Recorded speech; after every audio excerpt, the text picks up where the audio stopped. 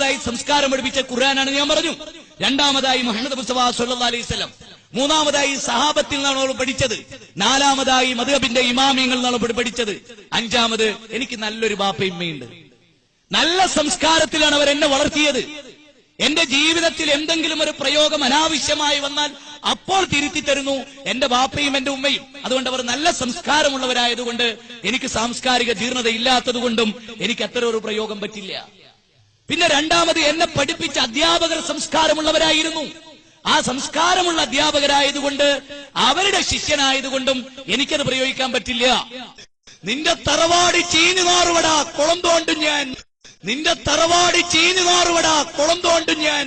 പോത്തേ ഹമിക്കേ പോത്തേ ഹമിക്കേ പോത്തേ ഹമിക്കേ പോത്തേ നായേ പട്ടിയെ കഴുതേ പോത്തേ നായേ പട്ടിയെ കഴുതേ എഴുതേ പോത്തേ പന്നീർ എഴുതേ പോത്തേ പന്നീർ എഴുതേ പോത്തേ പന്നീർ. എനിക്ക് സംസ്കാരം പഠിപ്പിച്ചത് വിശുദ്ധ ഖുർആനാണ്.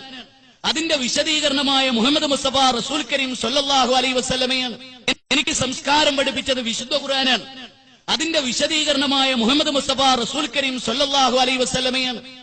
നിന്റെ തറവാടി ചീഞ്ഞു നാറുവട കുളം തോണ്ടും ഞാൻ, നിന്റെ തറവാടി ചീഞ്ഞു നാറുവട കുളം തോണ്ടും ഞാൻ. ഇതേ പോത്തേ നായേ കുതിരേ ഹമുക്കേ പട്ടിയെ, ഇതേ പോത്തേ നായേ കുതിരേ ഹമുക്കേ പട്ടിയെ.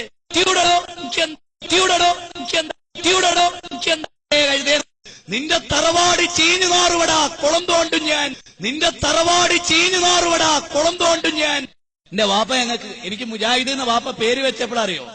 972 പൂനൂര് നടന്ന സുന്നി മുജാഹിദ് സംവാദം നടന്ന ദിവസം ഉമ്മ എനിക്ക് ജന്മം നൽകി.